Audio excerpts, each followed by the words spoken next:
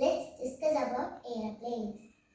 Long ago, a man was fascinated seeing the birds fly, so he tried to fly with leaves and wood, but he failed. He never lost his hope. He tried again and again.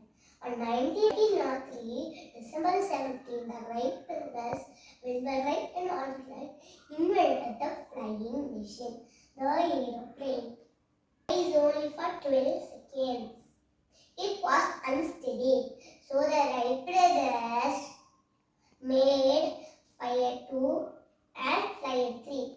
The Flight 3 is the practical aircraft, steadily and land carefully. So the US nation started using this airplane for military to World War.